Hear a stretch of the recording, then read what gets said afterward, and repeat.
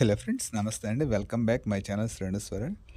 Friends, ఇక్కడ కనిపిస్తుంది కదండి మీకు గోధుమ గడ్డి. ఈ మధ్య ఎక్కువగా జనాలంతా కూడా ఎక్కువ గోధుమ గడ్డి ఇలాంటి వాటిని ఎక్కువగా హైడ్రోపానిక్ పద్ధతిలో పెంచుకొని ఆరోగ్యం కోసం చాలా వరకు వాళ్ళు దీన్ని యూజ్ చేస్తున్నారు.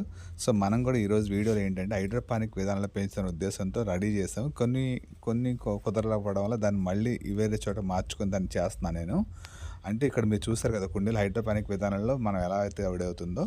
సో ఇక్కడ మెంతులు తీసుకున్నాం మనం. మెంతులు, రకరకాల ధనియాలు అండ్ గోధుమలు, ఇంకోటి బీన్స్, రకరకాల మన అవైలబుల్ ఏవైతే ఉంటాయో మన దగ్గర అట్లాంటివన్నీ కూడా తీసుకుని మనం దాన్ని ఒకరోజు సోక్ చేసుకుని నీటిలో పెట్టుకోవాలి. అంటే ఒకరోజు సోక్ చేసుకోవాలంటే ఉదయం నానబెడితే సాయంత్రం వరకు నీళ్ళలో ఉంచుకోవాలి. అట్లాగే రాత్రి నానబెడితే మరుసటి రోజు ఉదయం వరకు నీళ్ళలో ఉంచుకుని మరుసటి రోజు దీన్ని కంప్లీట్గా వడకట్టుకోవాలి. వడకట్టుకుని అసలు నీళ్ళు వండుకోకుండా ఒక 1 అవర్ అట్లా వదిలేస్తే దాంట్లోని వాటర్ అంతా కూడా మనకి బయటకు వెళ్ళిపోయి అది పొడి పొడిగా అవుతుంది. సో అలా పొడి పొడి ఇవన్నీ కూడా బీన్స్ అండి, రకరకాల బీన్స్. ఇలా పొడి పొడిగా అయినప్పుడు మనకి ఏమవుతుందంటే దాంట్లో వాటర్ ఎప్పుడైతే మనకి అది పూర్తిగా డ్రై అయిపోతుందో మనకి అది ఎలిజిబుల్ అవుతుంది. లేకపోతే బూజొచ్చేస్తుంది. మనం ఏమాత్రం తేమన్నా బూజొచ్చేస్తాయి. సో కొంచెం ఏమైనా తేమ ఉన్నా సరే 1 అవర్ తర్వాత ఇట్లా కొంచెం సేపు ఆరబెట్టుకుంటే ఒక 10 నిమిషాలు, పావుగంట మనం ఫ్యాన్ కింద పెట్టేసుకుంటే మనకు పూర్తిగా డ్రై అయిపోతుంది. మనకి ఎప్పుడైతే పూర్తిగా డ్రై అయిపోతే చేత్తో మనం పట్టుకొని చూసినప్పుడు మనకు అదంతా కూడా పొడి పొడిగా తగులుతుంటే మనకి అది రెడీ అని మనం అని అర్థమవుతుంది.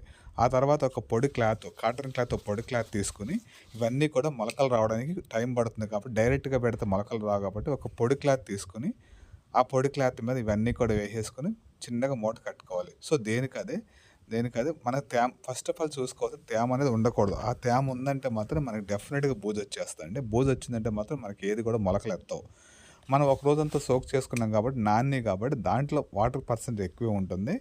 అట్లాగే ఇవన్నీ కూడా తీసుకుని క్లాత్లోకి దేనికి దానికే డివైడ్గా మనం అంతా కూడా చిన్నగా పొట్లం కట్టుకోవాలండి. అంటే ఇప్పుడు నేను ఇక్కడ తీసుకున్నాను 4 క్లాతులు, 4 రకాలు దీన్ని తీసుకుని ఇట్లా వేసుకున్నాను ఇక్కడ అన్నీ కూడా.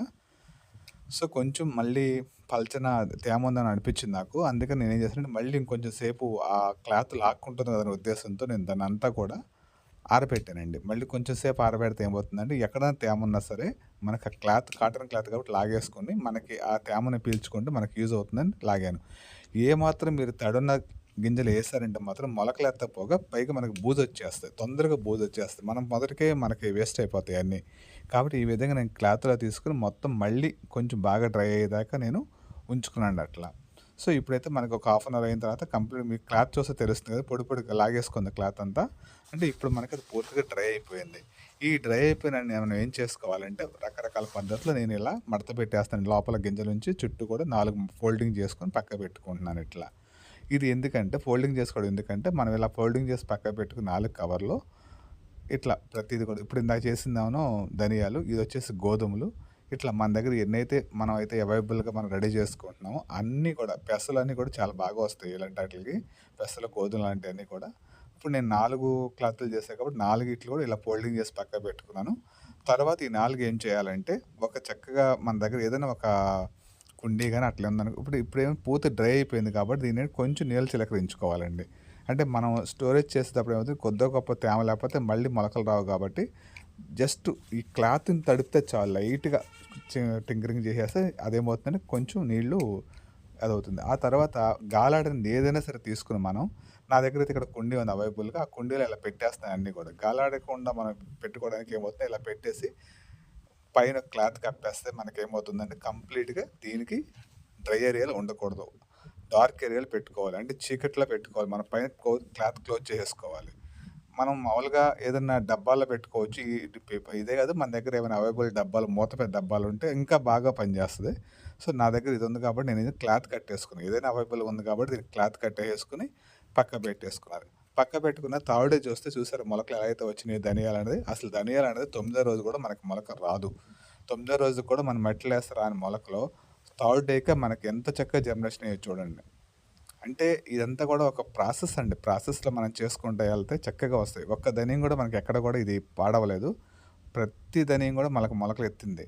ఇప్పుడు మనం ఏం చేస్తామంటే మొత్తం అలాగే ఓపెన్ చేసి చూసుకుంటే అన్నీ కూడా మనకి ఏమేమి బాగా వచ్చినాయి, ఏమేమి బాగాలేదో చూసుకోవచ్చు. సరే, ఈ ధనియాల వరకు నేను ఏం చేస్తానంటే హైడ్రోపానిక్ విధానంలో చేసుకుందాం అనే ఉద్దేశంతో ఒక చిన్న ఇది తీసుకునండి, క్లాత్ తీసుకుని, ఇది టిష్యూ పేపర్ తీసుకుని ఇక టిష్యూ పేపర్ తీసుకోవచ్చు, కాటన్ క్లాత్ తీసుకోవచ్చు, ఏదైనా తీసుకోవచ్చు.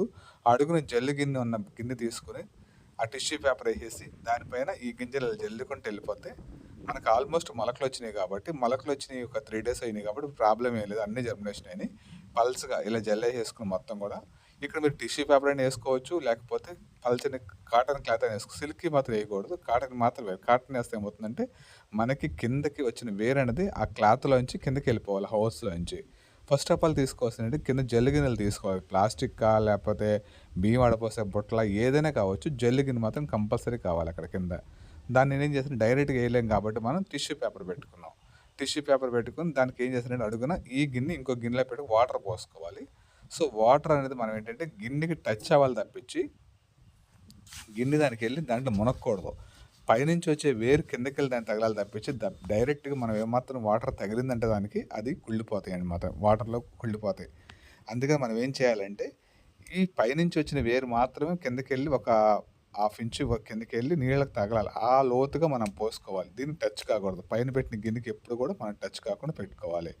అప్పుడే మనకి పైనుంచి వచ్చిన మొలకంతా కిందకి వెళ్ళిపోయి మనకది జర్మినేషన్ బాగా వస్తుంది. అట్లాగే దీన్ని ఏంటంటే 2 రోజులకి 3 రోజులకి ఒకసారి తీసేసి వాటర్ మార్చుకుంటూ వెళ్ళాలి. ఈ గోధుమలు ఏంటంటే కొంచెం మొలకలు వచ్చినాయి, ముక్కలు వచ్చినాయి చూసారా, కొంచెం లేట్గా వచ్చినాయి. ఎందుకంటే గోధుమలు అనేది ఇంకొక రోజు ఎక్స్ట్రా లేట్గానే వస్తుంది. దానివల్ల ఏంటంటే ఇప్పుడే స్టార్ట్ అయింది. ఇంకోటి కూడా ఏంటంటే మన నీళ్లు చిలకరించేటప్పుడు కొంచెం తక్కువ చిలకరించాం కాబట్టి ఇంకొంచెం జర్మినేషన్ తక్కువగా వచ్చింది. ఇది మెంతులండి. మెంతులు కూడా అసలు యాక్చువల్లీ 3వ రోజు వచ్చేసేయాలి. నేనేం చేశారంటే నేను పాడైపోతున్న ఉద్దేశంతో లైట్గా చిలకరించి పెట్టేపాటికి కొన్ని అయితే మొలకలు వచ్చినాయి. సో ఏదైనా బాగానే వచ్చినాయి మనకి. సో ఇట్లా ఇది చూసారు, ధనియాలు చూసారు, అంతా కూడా తెల్లగా ఎలా అయితే మనకు మొలకలు వచ్చి కనిపిస్తున్నాయో ఇది హైడ్రోపానిక్ విధానం అంటారు. అంటే నీటిలో పెంచుకుని ఇదంతా కూడా ఈ మధ్యకాలంలో ఒక 3 అంగుళాలు 4 అంగుళాలు మందం పెంచుకుని ప్రతి ఒక్కళ్ళు కూడా కట్ చేసుకుని సాలిడ్ రూపంలో తీసుకుంటున్నారు. సాలిడ్ రూపంలో తీసుకుంటే ఏమవుతుందంటే మనకి ఏదైనా సరే ఆహారం అనేది దాంట్లో విటమిన్స్ ఎక్కువ ఉంటాయంట. సో ఫైనల్‌గా ఏం చేశారంటే నేను ఇంకా వేరే రకంగా ధనియాలు అదే రోజు వేరే దీంట్లో వేసానండి. మీరు చూసారు ధనియాలు ఎంత బాగా అయితే జర్మినేషన్ అయిపోయినాయి మీకు. అంటే ఎంత బాగా జర్మినేషన్ అనేది ఇది వచ్చేసి 15థ్ డే సుమారు 15 రోజు అయి ఉంటుంది నాకు తెలిసి. 15 రోజుకి మీకు ఇంత బాగా మనకి కొత్తిమీర అయితే చాలా బాగా వచ్చింది. ఇక మనకి ఎండ కావాలి. ఫస్ట్ ఆఫ్ ఆల్ మనం ఒక 10 రోజులు లోపల పెట్టుకున్నా సరే కంపల్సరీ ఇలా వచ్చింది. అది ఎండలో పెట్టకపోతే సాగిపోతే మనకి మొక్క ఎదుగుదల తక్కువ వస్తుంది. కాబట్టి కంపల్సరీ రోజుకి ఒక 3-4 గంటలు ఎండైనా మనకి మొక్కలకు కావాలి కాబట్టి మనం తీసుకొచ్చి దీన్ని ఎండలో పెట్టుకోవాలి. ఇట్లా ఏదైనా సరే మన దగ్గర ఉన్న ప్రతి వస్తువుని మనం ఏంటంటే హైడ్రోపానిక్ విధానాలు పెంచుకున్నప్పుడు సాలిడ్ రూపంలో మనం తీసుకుంటే మామూలుగా తీసుకున్న విధానం కంటే ఇప్పుడు మెంతులు చూసారా, ఇది కూడా 2 విధాలుగా చేశాను నేను. మెంతులు కూడా నాకు చక్కగా జనరేషన్ అయినాయి. తీసుకుంటే దాంట్లో విటమిన్స్ అన్నది మామూలు ఆకుకూరల్లో కంటే 10 రెట్లు ఎక్కువ ఉంటాయంటండి. కాబట్టి మనం చిన్న పని మనం నానబెట్టేసుకుని పక్కన పెట్టేసుకుని ఒక డే తర్వాత మనం వేసుకుంటే జర్మినేషన్ టైము తక్కువ ఉంటుంది. ఎందుకంటే మనకు చాలా తక్కువ వారం రోజులకి వచ్చే మొలకలు 2 రోజు 3 రోజుకి వచ్చేస్తాయి. అట్లాగే అది పెంచే విధానంలో 3 రోజులు మనం వారం 10 రోజులు తినేసుకుంటాం కాబట్టి ఒక 3 ఇంచులు పెరిగితే చాలండి మన హైడ్రోపానిక్ విధానాలలో. అప్పుడు మనకేంటంటే దాంట్లో విటమిన్స్ పోషకాలు చాలా ఎక్కువ ఉంటాయి. ఇక్కడ చూస్తున్నారు మీరు ఇవన్నీ కూడా ఇది మన గోధుమలండి. చూసారు గోధుమ గడ్డి ఎంత బాగా వచ్చిందో. నేను అవి కూడా తీసి 2 విధాలుగా పెంచుతున్నాను. ఒకటి హైడ్రోపానిక్ విధానంలో, రెండోది మట్టిలో. ఈ హైడ్రోపానిక్ విధానంలో వేరే అది తర్వాత చూపిస్తారు. ఈ మట్టిలో వేసినవి కూడా మీకు ఎంత బాగా వచ్చినాయి చూసారా. అంటే ప్రతి గింజ జర్మినేషన్ అయింది. ఇదంతా కూడా ఇప్పుడు ఆల్రెడీ 3-4 అంగుళాలు ఇదంతా కూడా వితిన్ 5 డేస్ నుంచి 7 డేస్‌లోనే మనకు జరిగిపోయింది. అంటే ఒక వారం రోజుల లోపల మనకి చక్కగా జర్మినేషన్ అయినాయండి ఇవన్నీ కూడా. ఇప్పుడు మనం ఏంటంటే ఈ గోధుమ గిడ్డ అనేది బాగా మొదలుకోకుండా ఇంకొక వారం రోజులు ఉంచుకున్న తర్వాత పూర్తిగా ఒక 10 అంగుళాలు కూడా 8 అంగుళాలు పెరిగిన తర్వాత కింద కట్ చేసేసుకుని మనం ఒకటి పీకేసుకుని వాడుకోవచ్చు, లేదా కట్ చేసేసుకుని మనం దీన్ని గ్రాస్‌ని తీసి మిక్సీలో వేసి దాన్ని గ్రాస్‌లోంచి వచ్చే వాటర్‌ని తీసుకుంటే మనకు ఆరోగ్యం చాలా బాగుంటుంది.